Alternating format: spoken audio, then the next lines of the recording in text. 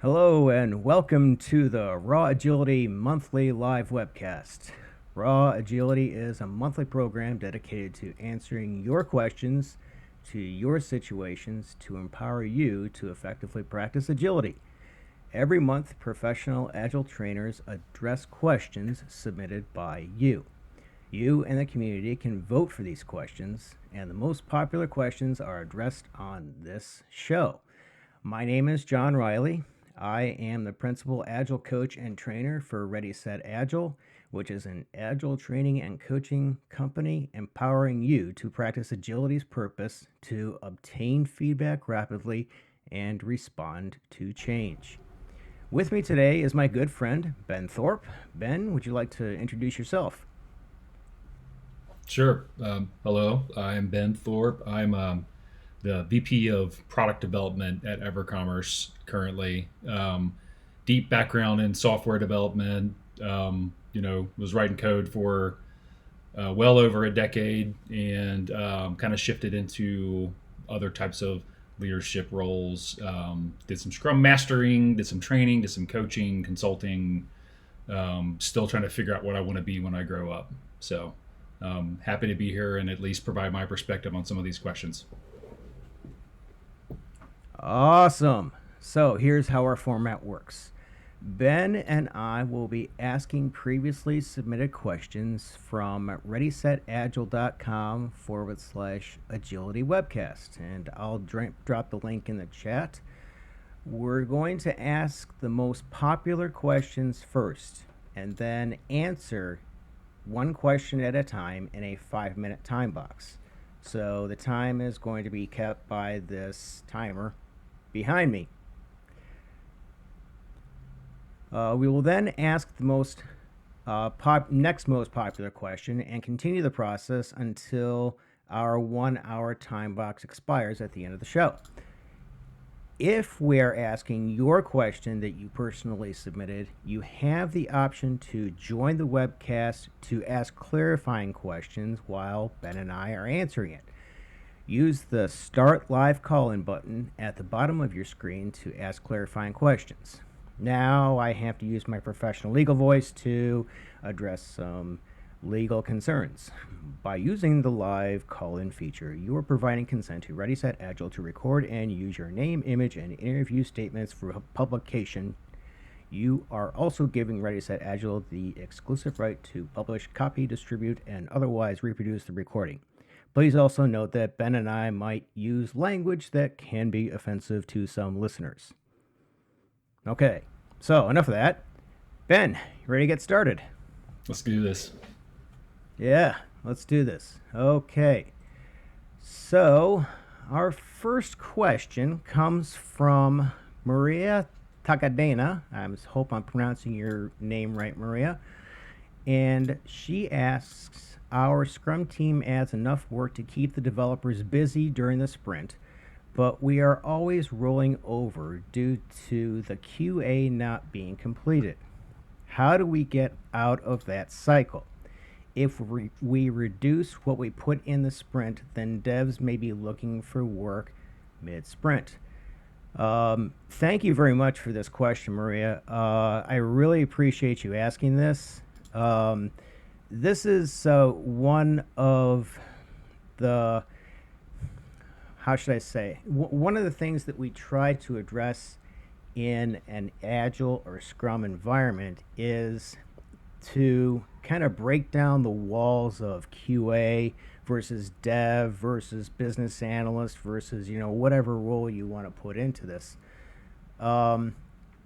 So since you say you're using Scrum, know that one of the things that we do during sprint planning is that we form a sprint goal. Okay? And so the sprint goal is what the developers concentrate on during the sprint. Now, what this means is that the sprint goal is the most important thing that we work on. Okay? What this also means is that the work behind the sprint goal is secondary. Okay, this is an important concept with Scrum because we're all concentrating on the sprint goal. So what this means is that we are always working on whatever it takes to meet the sprint goal. What this also means is that continuous feedback with the product owner is very essential. Okay, so what does this mean? It means that you need to always ask your product owner for feedback. Okay, so that feedback is more important to getting done. So, what does this mean for dev, QA, and everything like this? It means that everybody is on a self managing team. Okay, so in a self managing team, we will always, always, always look to see what we can do to accomplish the sprint goal, no matter whether we're a dev, a QA, a BA, or whatever it takes. So, that said, some of the best teams that I have worked on have always had work in flight. So you don't have to just be working on whatever the sprint goal is. It just means that whenever you address some kind of work, it always has to relate to the sprint goal. That's the most important thing. So, and I'm interpreting rolling over, meaning that you're just carrying over work. So just know the sprint goal is what's most important. I forgot to start the timer, Ben. I don't know, got 2.5, 3 minutes. Think that's good for you? You want to add on to that? Sure. Yep. Yeah. Per the title of your show here, I didn't prep for any of these questions in advance, so I'm seeing these as they're coming through too. So I'll have I'll take a very practical look at this. I've experienced this many times. It's very common. Um, what I've seen work fairly well as an intermediate step here is honestly you might have two teams. I mean, you even though we say in Scrum in pure agile sense the team is cross functional, the team does all the work.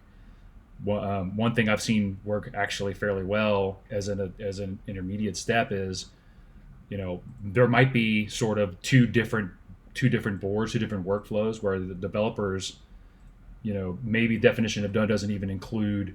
I'm saying all these like horrific things about, but maybe definition of done initially doesn't include getting to through QA in a sprint, because if you're dealing with an environment where you have two distinct functions, two distinct teams, you might want to track that separately. Now you can, I've seen two different boards where you've got the development board and the testing board. Put your testing cards on a board and, get some visibility into that. And the QA function sort of manages their capacity and the dev team manages their capacity. Now that's a workaround. Ultimately, the handoff creates waste. So, ultimately you want to try to kind of shove those things together. And to John's point, any role on the team, regardless of your role, you're working towards that sprint goal. The question around QA not being completed, my question would be, if you were one team, what could the rest of the team do to pivot over and make sure and get that work across the finish line?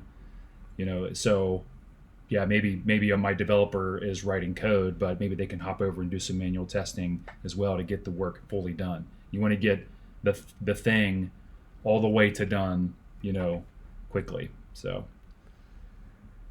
it's a tough one.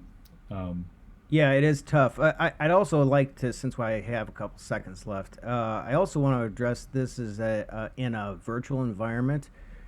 It's much easier in a live environment. When I was working on live teams, it was easier to see dev and QA in the same open space. Open spaces are very important. It goes along the first leg of empiricism, which is transparency.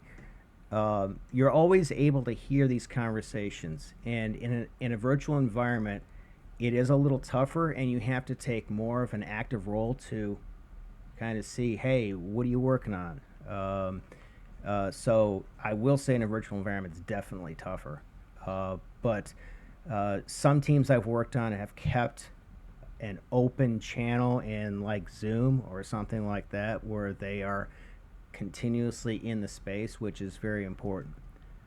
All right, that's the end of the time box. Maria, hope we addressed your question. Please submit a new question to follow up if you would like to ask a follow-up question. All right, so Ben, you want to take the next question? Sure. So number 2 here, where a team is using Scrum. So a team is using Scrum, but the team members are all working on disparate teams or disparate items rather. Is there value in doing Scrum? And how does one set a sprint goal? And let me just turn Siri off here. She likes to interject. No, thank you, Siri. Siri, no, nope. Okay, got it. So the question here, if I'm understanding correctly, is the you have a team, and I put it in air quotes. You have a Scrum team, but everyone's working on different things. Is there value in doing Scrum, and how does one set a sprint goal? So, is there value in doing Scrum? It might really depend on the environment here. If I'm looking at, let's call it like a most software product development teams I'm working with, having each person doing their own thing is something that I might look at as a dysfunction in that environment, because everything's so complex. Ideally, the team is working together and putting their brains together on these complex problems. So if you have a collection of individuals and you're managing the work in a different way, and the team isn't self-selecting, or team isn't planning the work together, you're not getting the benefit. You're not getting the full benefits of working as a team. Some teams, if you look at, I'm not into sports that much, but if you look at certain types of teams, like a baseball team, each position on the field does sort of work fairly independently. They're still a team, but out on the field, they're doing their own thing, and each individual person has to do their job very well for the whole team to be effective. In other types of, if you look at American football, it's much more of everybody has positions, but it's much more dynamic in the whole team, or the sport of rugby, where Scrum, the word Scrum as a product development platform or framework came from. The whole team sort of swarms together and like moves the ball up the field together. So one of the things so you can get value from doing Scrum, but I would say you're not in this environment if everybody's doing their own thing. One thing you can do to set a sprint goal, and this is a lean concept of reducing the work in progress. So if you have 5 people on the team, and you have 5 items in progress, reduce your limit to 4. So now you've got 5 people, but you're only allowing 4 items in progress. So now you're sort of using it as a forcing function for people to work together, and start to reduce that count and have people, pair on things. I think that can help. As far as setting a sprint goal, hopefully there's some sort of higher level goals that the team is plugging into. And often in delivery environments, this is not the case. But in Scrum, there's a product goal. You've heard of OKRs. There might be some other frameworks that are being used in your environment. The sprint goal really should plug into kind of a product goal, an overarching goal. So it doesn't have to be just a delivery, hey, our sprint goal is complete these 5 user stories. That's not really a goal. That's more of a delivery goal, not a product related goal. So if you can bring the product goals in, let the team kind of self-organize around it, reduce the number of items that you're allowed in flight. I'll let you talk now, John. I think I've talked enough. Oh, I'm just going to add to what your awesome answer was in terms of setting those product goals and setting the sprint goals. And what I'm going to do is I'm going to then take my knowledge as a Scrum Master to kind of elaborate on that. Going on what Ben was saying about self-management, self-organizing teams, once you form that product goal and then the sprint goals that line up with that product goal, you as a Scrum Master can observe who is actually working together on certain things. Go to the dailies, see who's talking about what. And if they're working on separate things, as a Scrum Master, you can bring that up in a retrospective, for example, saying, hey, I noticed this group was working here on this stuff on the board, and this group was working on this stuff on the board, and just comment on that, right? So you're not saying that this is a bad thing. This is actually the way self-management works. So, yeah, just kind of use those observational skills, use the goals as they are intended to be used, and inspect and adapt. So that's it, Ben. I loved your answer, so appreciate that. So can I make another comment? How much time I have? I can't see the clock. Few seconds. 30 Up to you. seconds? 2 seconds. Oh. So oftentimes I see this a lot. Delivery management is different than product management. And most Scrum teams I've been on are really, okay, that's the time box. And you know what? I'm going to honor the time box. So I'll bring up Okay. delivery management versus product management in a future question. I'm going to sneak in there. Cool. The timer is analog purposely, by the way. I didn't want to keep a rigid time Okay. box. All right. So I'll take the next one then. This question says, how do you start switching your specific discipline team to a multidisciplinary team or team model? Estimation of a user story as a whole dev team is getting more complex due to these different points of view, and we're ending up estimating by dev, QA, design, etc. Yeah, so this was asked anonymously, but whoever asked this question, great question. So for those who don't understand what T model means, some agile teams like to have T-shaped members. So what that means is that they have breadth and depth. So the T, I'll just use my arms. So the T kind of forms the breadth across all of the cross-functional skills necessary to create an increment. So you have all those skills, but you have depth to be able to be an expert in one specific part. So maybe a developer that knows about Docker containers, for example, and knows how to do the delivery part. But can also write user stories, can also test, can also jump in wherever they need to jump in. So that's a T model. One effective way that I do this is, as a Scrum Master, I will say, well, can you pair up with, as a developer, can you pair up with someone who has a focus on QA, right? I'll give you an example that is outside the team that I just recently experienced myself. I'm actually involved in a free code camp here in Columbus that allows to get developers into coding. And so I'm a mentor on this team. And one of the members of this group is working on a stock market, an automated stock market application so that he can automatically buy and sell stocks. Well, I paired up with him, and this is actually a two-way learning for me. I learned a lot from him about how stocks, the numbers that are involved with it, and everything like that. And he learned about, some of the principles that I've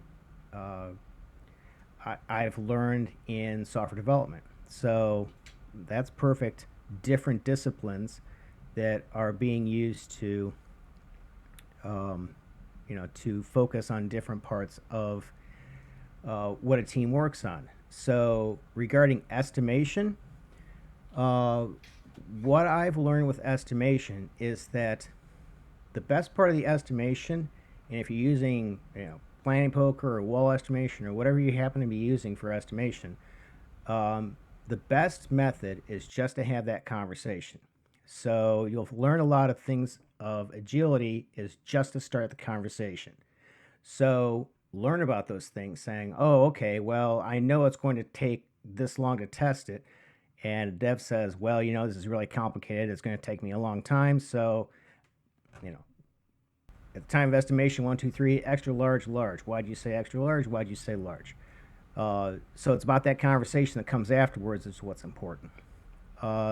So I will say also about estimation, and I know I forgot to start the time again, Ben, but I will say about estimation, don't spend too much time estimating. Estimation is a waste, and we'll go more into that in a, it looks like a future question.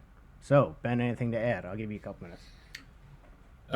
No, I think hit the issue there. I think estimation is, there's sort of two dimensions that we're often talking about around estimation. One is the activity of estimation. So the activity itself, when you get these functions together, can you have a very rich dialogue. You can, a big part of estimation is sort of, I call it mind sweeping. So you're looking for where are the landmines? Could there be things in here that are way more complex and we didn't realize that may turn this item into from a couple of days to a couple of weeks and we didn't realize it. So are there kind of doing some of the landmines, mind sweeping. You end up knowledge sharing. So your developers are learning about what constraints that maybe a UX or a design person brings to the table. They're learning about that function more. And often what I found with QA people is if you have dedicated people that are all they do is explore and test and try to break the system, they often are system experts. They know where all the stuff is buried, right? So getting the people together, that's the one piece, is the act of estimation. Then there's the estimate. And this is where it gets dicey, for a lot of people, because there's a lot of opinions about how, the effectiveness of this. The estimate itself isn't where the value is. This is my opinion. I'm just one person saying this. I honestly don't care. Keep your estimate itself, to the level of precision that you actually have. Don't worry so much. Well, dev said it's a 5, but UX said it was a 1. Well, why? Have the conversation. Put it in your, however you're documenting your user story. Document that out. Document some of the assumptions. Can it be completed within a sprint? Yes, fine. But you've done enough refinement at that point. Part of the no estimates, hashtag no estimates movement that we can share links to, and I'm not necessarily a huge advocate of that, but there is still sort of estimates even in no estimates. It just goes by count and using things like lean throughput calculations and stuff like that. So I think that's my time. I just want to sort of add on to that. Use the estimation as a chance to get those functions together and have the discussion around the work. So don't worry so much about the outputting estimate. Doesn't matter as much. Awesome. You're up, man. All right. Next one here. Can you elaborate? Can you more elaborate on what empiricism is? Question by Richard Gonzalez. Thank you, Richard, for the question. Empiricism is pretty simply you're acting based on what happened in the past. You've learned. It's like the scientific method. You're conducting an experiment. You're measuring what the output of that experiment was, and then you're taking action based on what happened in the past. So, weather forecasting is empirical because it's using past weather patterns. When we talk about empiricism in Scrum and sort of an Agile context, it's really how do we bring in, we're in a complex world. It's not, by nature, it is not predictable. It isn't. Now, you can get to sort of predictability a little bit maybe, but how do we actually deliver products in this world where it's volatile, uncertain, complex, ambiguous? If you've heard of VUCA, it's an acronym that is really interesting. You should look it up. All of these things, but we still need to be able to deliver products. So how do we do that? Empiricism is one of the ways. It's what Scrum is based on, and And if you've heard of inspect and adapt, we say that a lot in this environment. You're inspecting what happened, and then you're making changes, to your plan, to your product, whatever, based on the output or outcomes of that. Um, so versus before, I would say in my experience, before I personally was exposed to empiricism and before I worked with empiricism in my environments, it was all plan driven. So it's crystal ball gazing, and you're breaking a complex problem down, you're reducing it down into its piece parts, and you've got these 10 things that are all part of building this product, and you do all the analysis and sort of planning up front, but you're not actually pulling in any past data, past performance, past learnings. And and in certain environments you can do that because they aren't in a VUCA, volatile, uncertain, complex, ambiguous sort of environment. But we are most of the time in product development, and so empiricism helps us, use our learnings for development. So, anything else, John?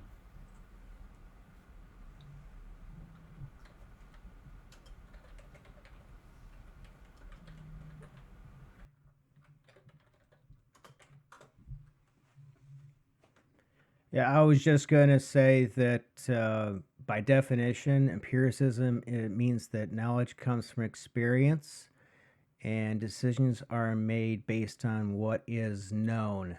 Now, the Scrum guy changed it in 2020 to uh, decisions are made based on what is observed. Uh, I kind of like the known acronym because that goes into Ben's answer. I like Ben's answer a lot. Uh, just going on what he said, it kind of goes into my tagline of obtain feedback rapidly and respond to change. You could look at that also as to experiment and learn rapidly. Uh, I will say that with experimentation comes risk. There's risk in just about any decision you make. Uh, so try and make very small experiments. That's why we have the shortened feedback loops on an Agile team. We try and make those feedback loops as short as possible. So Dev does something on his machine, calls over the product owner and says, hey, is this kind of what you were talking about? Yes or no? Let's make changes now because I'm inspecting and adapting, as Ben was saying. You're going to hear us use that phrase a lot. Try something, inspect and adapt. That's pretty much what agility is. So, all right. Hope that answered your question. Really thank you. Really thank you, Richard, for asking it. So, let me reset the timer. All right. Next question comes from Marcelo Paiva. I hope I'm pronouncing your name correctly. And the question is, what do you think about using Scrum in an environment where things change a lot and it's hard to maintain focus, or there is no stable teams? This is a great question, Marcelo. The reason why I say it's a great question is because this kind of goes into an empirical model. The fact that you have things changing a lot, and I will say focus is one of the Scrum values. We try to see what is going to kind of shake down in forming our product goals and our sprint goals. What I would say about maintaining focus is that maybe one or two things might be going on. One is that the teams are not able to self-manage around those goals, or two, work might be pushed onto the teams without maintaining the focus of the product goal or the sprint goal. I will say that, and if you're here, I'd love to ask you follow-up questions about this because I'm kind of making some assumptions myself here. So I will say that in this kind of environment, I would also see if you're in a complex environment or if you're in a chaotic environment. If you think you're in a complete chaotic environment, then Agile Scrum is not going to work. I will say that in a complex environment that I've been in, these things tend to shake down. But, and this is a very strong but. You have to let the teams self-manage. It's a very tough concept for an organization. I get it, but self-management I think is key here, and get that feedback from the team that we can't focus. And then as a scrum master, what I would do is I would take it to the team and say, what will help you focus, right? Is it the fact that our sprint goals are not lining up with our work that we're producing, or is it a fact that we can't produce any kind of increment? So I would start asking those kind of questions. That's what I've done. I hope that helped. Ben, anything to add? Yeah. If you get the dog barking in the background, apologize. There's nothing I can do at this point. Um, so, yeah, I wanted to address the when there's no stable teams piece of this, because um, it's, I think, becoming more common for, because if you're in a changing environment, actually long running static teams may not be what you want anyway, because you need to respond more quickly, and you might have an effort coming, you might have some initiative coming in that requires a handful of people, or you might be very much in a discovery experimentation phase, and you want to put two or three team members on that. You pull from other teams, and address that. So but not all environments, the common example is if you look at an emergency room and how an emergency room works, those teams will form very quickly around a specific case. And those teams have to form, they have to go through forming, storming, norming, performing, all that, in 15 minutes. And then they'll disband, and then they'll reform and disband. And the same team members might be together for a night or a couple of nights, and then the next week they might have a whole different set of team members. So, and that's just the way it is. That's not going to change based on that environment. So if we're talking about product development, sometimes things are changing for a good reason, meaning the business itself maybe is, you just need to be very adaptable. Other times, teams are more project teams. So as a new project kind of comes in the pipeline, we do some estimation, and we say, well, it's going to take 10 people to staff that. So we need to then reform all new teams. And then another project comes in, and we disband that team and reform another team. And so you've got a lot of whiplash in the organization because people are shifting teams, shifting projects. So there's probably upstream things that are going on here, if you do have a lot of change. And I would say, to John's point, focus is one of your most important resources in this environment. If your teams, the more they can focus, that's how you get that 5x, 10x productivity. When a whole team can focus on a single goal. So start pushing up to the left. How can we, carve out a big chunk of work for this team and just leave them alone, for a couple of sprints at least, and see how that works. But I think you need to push upstream some. And I'll make one more comment. Sometimes it helps if you define. So actually, this is a long comment, because there's this whole concept of team typology, where you have teams that are assigned to a product. If you can define sort of the walls and boundaries around what that product is, and have that team just take work requests in around that product, that can help too. So all the projects that come in and hit that product, a team would service those requests only, so that now they can focus at least in one product. But so I know we're out of time box there. So anything else when we move on to the next one? Let's do the next one. All right. Let's see. So we have a question here. When dealing with a company appointed product owner that isn't well educated in product ownership, best advice to start without causing a rift between the business and the dev team. There he goes. Yep. Remembered this time, John. So this is also very common And oftentimes a company will sort of embark in a Scrum transformation, and they, somebody has to be the product owner, and so somebody gets assigned. And this can be a business analyst, this might be a project manager, this might be somebody who is a product manager on the business side but has no experience working with the development teams at all. So they're still very much just kind of developing strategies or developing requirements, but really not seeing those end to end through completion. So training is honestly, training is a really effective way here for that person. I would say, and that's because we're not purely just talking about Scrum here. The world of product management is way bigger than just Scrum. So, and often what times I've been part of the problem in the past, as well as as a Scrum specific consultant, where I just want to talk about what's in the Scrum guide. I just want to talk about what's in the product ownership course. I just want to talk about what's in the product ownership book. And these are all great resources, and you should use them and read them. But product management is bigger than the product owner role on a Scrum team. So, just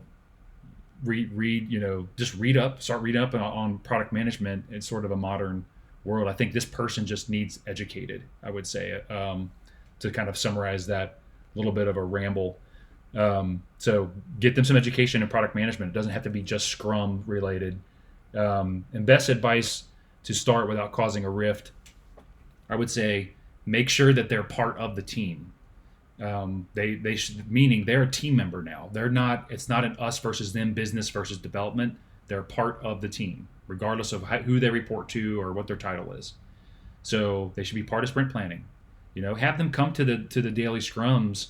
Even though that's more of a dev team led thing, have them join that so they can be a part of that daily planning effort. Make sure they're at the retrospectives, and then ask them at the retro. Say, hey, how's it working? We have a new product owner. How's it going, and what can we do to help you get involved? So that's it. Anything else, John? I just want to add to your answer, and Garrett, by the way, thanks for asking the question. The product owner, in my mind, is probably the most important. No, not probably, is the most important person on the team. I'm just going to go out there and say that.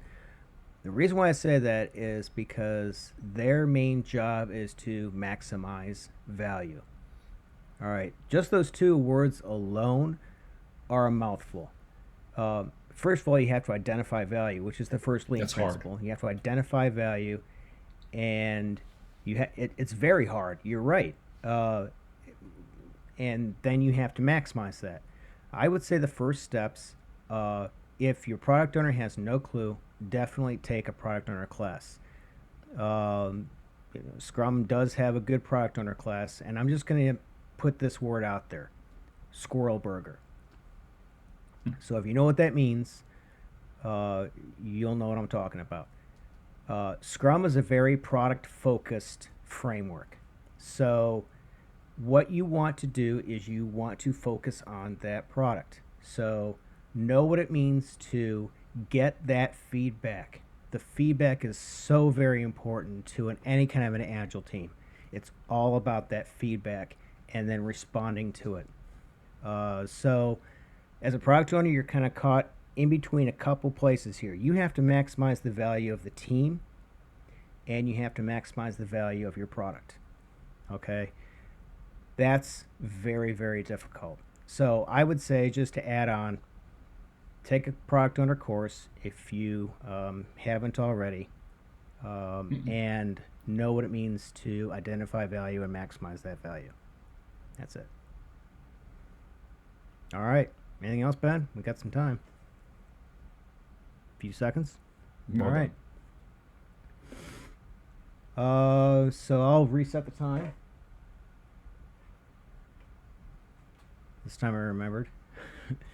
So the next question comes from Jovan Jelisic. I hope I'm pronouncing your name correctly. And Giovanna asks, can you share your experience on release notes done good versus bad, and include a few tips on engaging the entire team to contribute? Should it be done along the sprint or prior to the sprint review? Release notes.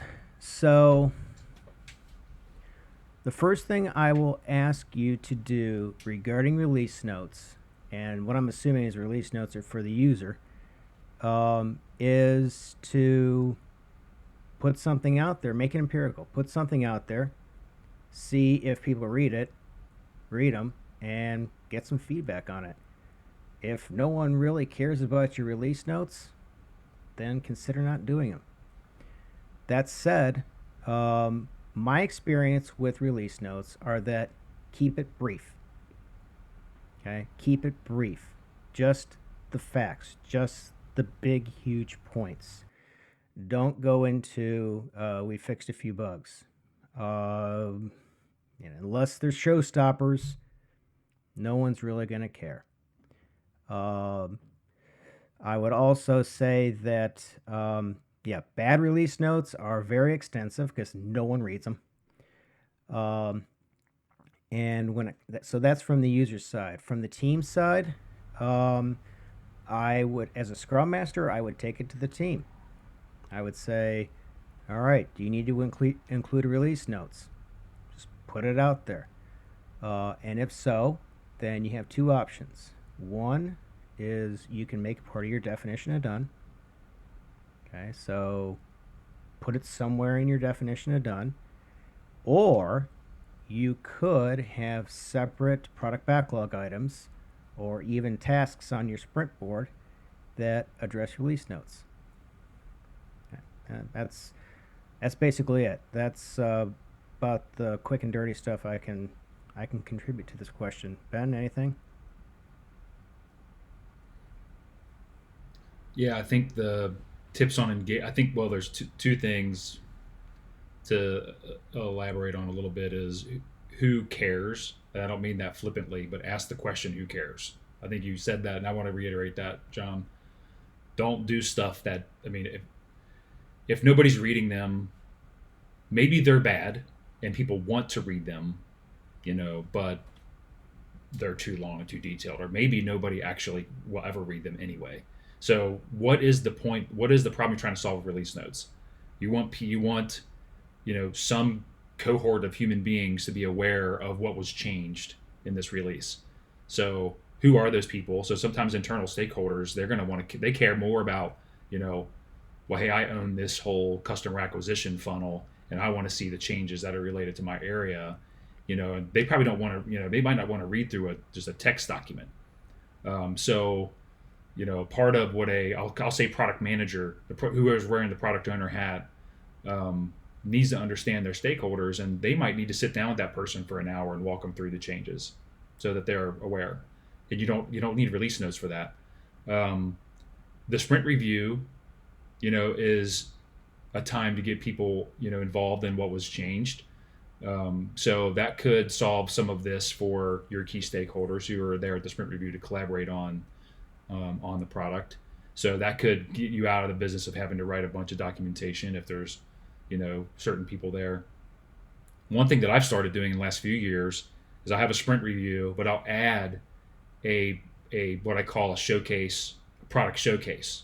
So it's outside of Scrum, where I want the sprint review to truly be collaboration. This is not a demo. I'm just regurgitating, reading off the user stories that were completed, but I am pulling up the product. We're showing what was completed. We're getting feedback from stakeholders. It is a working session, but that takes away from, sometimes you just need people to know about what was changed in the product. So I'll do a monthly product showcase where, led by the product owner, and it's a very, very broad audience. And there you can kind of go through, itemize sort of what was changed. You can do a demo of it. It can be recorded and shared broadly. So it's two different purposes are being served. And then I totally agree with, if there is documentation that is needed per sort of item, add that to the definition of done. Get it done, as part of the sprint. That's everybody's job to make sure that this thing is production ready. And if part of that is documenting, then that needs to happen during each story. And so get that done during the sprint itself. Yeah, that's it. We're rocking and rolling, man. All right. Go for it. All right. So the next one we have here, asked by anonymous, a bunch of question marks, which is totally fine. So, question is: in your experience, have you worked with teams at which at some point didn't need coaching, in parentheses Scrum mastering anymore? 100% yes, I would say. Is this mine to answer too, John? I'm just okay. Yeah. 100% yes. This is a really good question around if you're talking specifically around Scrum. Is the Scrum Master a full-time job for one team in perpetuity? And the answer really is it depends. So it depends on the complexity of the environment. I've been in environments where there was a lot of prep work, a lot of stakeholders to manage, all these millions of interdependencies. I'm working with 5 different teams. I've got, different other backlogs that are feeding into my backlog, and there's all this swirl and change and collaboration. A Scrum Master probably is a full-time job, right, for one team in that type of environment. In addition to, that's just them doing the hands-on sort of work with the team to help improve things. But, and from a coaching perspective, because they're in a more complex environment, they might need more hands-on coaching in perpetuity. I've personally worked with teams for 3 or 4 months, and as a full-time employee, and gotten to a point where I was bored. I mean, I didn't have enough work to do because the team was self-sufficient. They got to a point where they were self-managing, self-organizing. They had the product backlog was in a good spot. All the roles, we had a good product owner.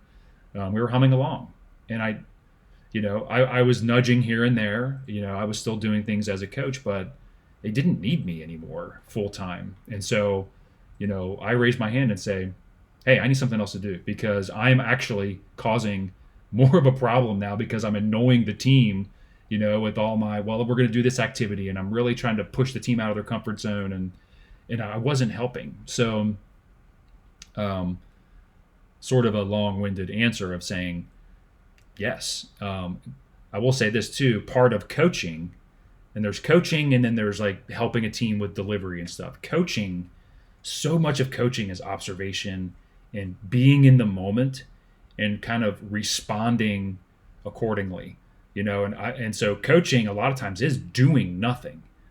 It's listening, it's being present. It might, having conversations and helping where you can, but the act of coaching sometimes isn't a lot of doing. It's a lot of listening and being.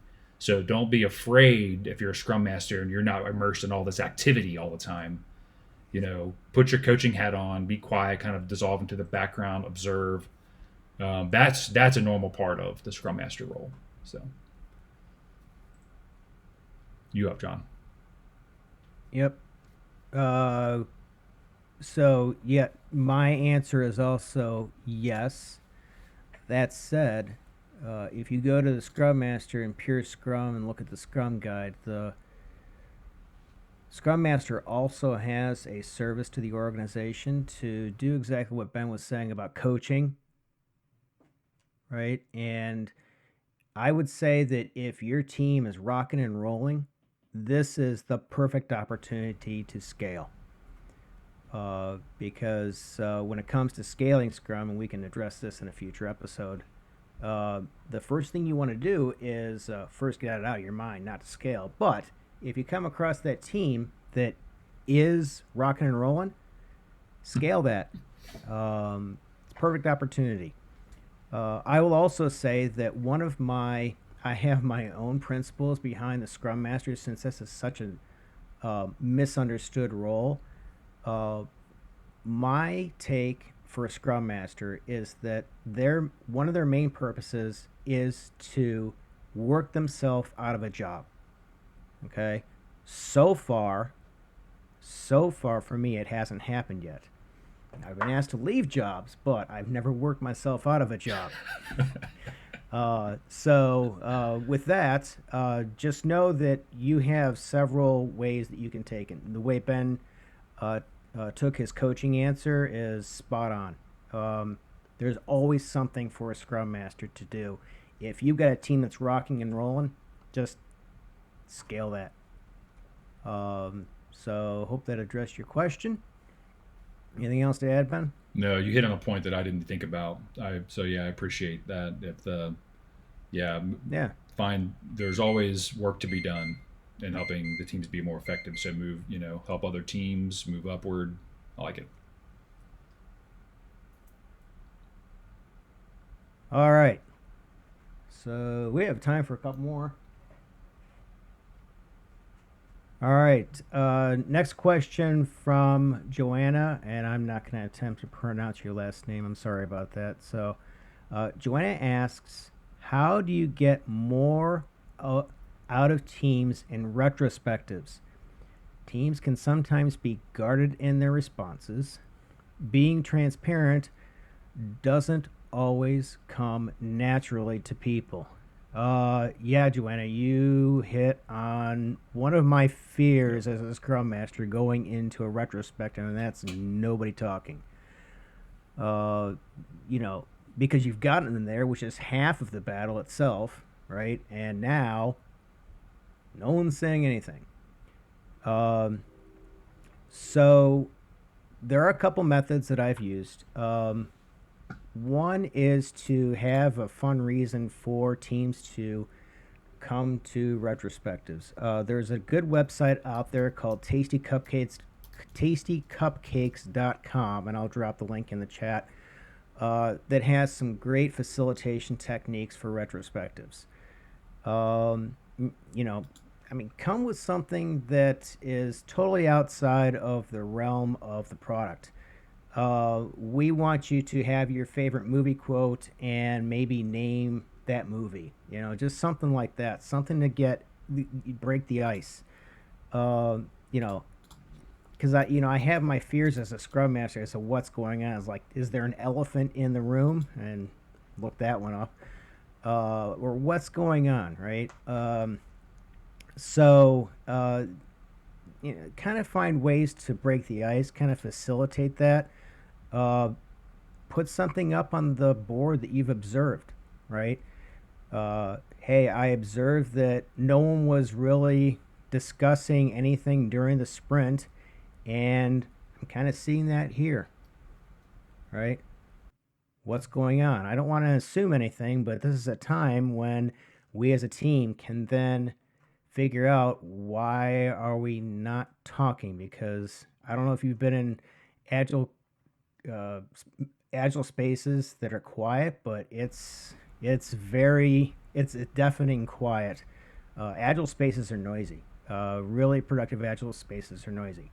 So, try to do something to break the ice. That's what I've found is some of the most the most effective techniques, and I'll drop the link in the chat. Ben, what about you? So the first thing I thought of on this one was, if you're familiar with the five dysfunctions of a team. So it's Patrick Lencioni's book, and pretty well known. I definitely recommend to read. It's a pretty short read. It's written like a novel, sort of, really good storytelling. So, but one of what he talks about is when the baseline sort of function of a team is trust, and what he calls is the core dysfunction in a team is an absence of trust. And what he talks about is what that really means is a fear of being vulnerable around each other, for fear of reprisal, for fear of that's going to show up on my review, or I might be perceived as, being so insubordinate, or I don't have a great relationship with a team member in the room. And, this is really where a Scrum Master or somebody playing that role really kind of plays here a lot, because you're trying to build that sense of safety within the team so that you can build trust. And then all of the functions rely sort of on trust. You're not going to really get the true benefits of a high performing team without that baseline of trust. So So some of that, and me as a Scrum Master, I've come into environments where, I mean, you could feel it. You come into a room. Now this was into a physical room where you can read the room a little better. Or if you're in a full distributed team, you come in and everyone's off video, and everyone's on mute, and you don't really not getting anything back, and you can feel it. So um, one of the things, again, in five dysfunctions is it starts with the leader. So and oftentimes if you're a Scrum Master, you are a leader on the team, or if maybe you're the manager but you're wearing the Scrum Master hat, or maybe there isn't a Scrum Master. But if you're coming in here, um, demonstrate humility by being vulnerable. You could even share, hey, this sprint was really rough for me, personally, because I felt like the team wasn't really talking and felt like there was something I did wrong, or something. But demonstrate that vulnerability, and you create. That's how one of the best way you can create a safe space. Question is it okay to have teams move between programs every few sprints, for example, based on demand? It's not possible to dedicate X number of teams to each because the requirements for the new platform are not well understood. So, a work in progress. So, a little bit of a complex situation. However, in a larger organization, this is common. So, what I will say is, based on the staffing requirements, what I would do is I would have this kind of situation where you take it to the team. Okay, you take it to everybody, and you let the existing members self-manage around the program. You might have heard of something called big room planning or PI planning. And so this is a technique that I have used in the past, where basically you take 2 days out of your, you take 2 days from the beginning of the program, and I would reduce it from 12 months to, say, maybe 3 months. So maybe a 3-month program, and you basically facilitate a session over 2 days that will pretty much hash out everything. It's very facilitated with all the Scrum Masters involved, and you let everyone kind of self-manage around what is needed. Any kind of shortcomings, address that early. Okay, so if you have something, if your teams have identified something where they have a shortcoming and they can't come to a definition of done, then address that immediately, because they will never be able to produce an increment. Okay, so the other part of the question, is it okay for teams to move in between programs every few sprints? Absolutely. Absolutely. As a matter of fact, I would take that to sprint planning. Every single sprint planning, I would say, do we have enough people here to meet the sprint goal and produce an increment? Right. And, sometimes I have like people who are, say, experts, like database experts. It's like, oh, okay, we need Charlie. He's our database expert. Can he work on this team to address these product backlog items? That said, I would also be careful about focus. You don't want your developers, you don't want people from the team switching back and forth. That context switching can become a problem. All right, so just be careful of it. I will say, yeah, sure, it's okay. And I would reduce that 12-month period to a 3-month period. See how it's working, inspect and adapt. Ben, I know you cut out for that, but yeah, go ahead. You get a couple minutes. Thanks. I'm back. I'm not sure what happened. I think I crashed and signed back in. So, yeah, I think I get the gist of the question here. I wanted to address, this is actually goes back to my initial thing I was trying to interject on around product, running a product versus running delivery. And in this type of environment, if I understand the question, from Scott here, they're in a delivery environment. So they're trying to staff based on demand for, okay, we have these 30 widgets we need to ship. and each one takes an hour. So, and each person can build a widget, in an hour. Therefore, I'm going to forecast how many people I need to ship these by a certain date. So that's all delivery management and planning. You're trying to match up your supply, your resources to the demand you have. And that I'll just say like a direct statement here. I don't think that works very well. And the difference between, so in product management, you're sort of, if you were to take these 26 teams, if you were to do an activity where you identified your products and your platforms and you assigned the teams to the products and platforms and you brought work to those teams versus trying to kind of play Tetris, with, well, I'm trying to fit this project in to this team, but it doesn't fit because we don't have enough people or skills. So I got to move people around, right, to make it fit up in with the Tetris block. So instead, you have a product that has desired outcomes. You're trying to grow new customers. You're trying to reduce operational costs. You're trying to reduce churn, increase retention. You're trying to convert more, trials to paid. You're trying to do all these things with this product. Have three teams work on that and just funnel the work to those teams versus trying to play the Tetris game. I've never been successful with the Tetris game in that way. Products are more like, it's like operating a garden, you just, versus kind of running an assembly line, more of a factory. But I'd love to do a whole show on just that topic there, because I think I didn't do it justice, but thanks for the question. Yeah, I agree. Yeah, we can go on about that. Great question, too. All right. Well, I think that about wraps it up, Ben. So just a reminder that Raw Agility comes to you live every second Tuesday of the month at 11 Eastern Time, which is 1600 UTC. Our next broadcast is going to be January 10th, 2022. So please submit your questions to readysetagile.com/agility podcast. And also register for a future webcast and check out the other events at readysetagile.com/events. Ben, it's always a pleasure working with you. You too, sir. Yes. Appreciate it. And hope to see everyone next time. All right, bye. Bye.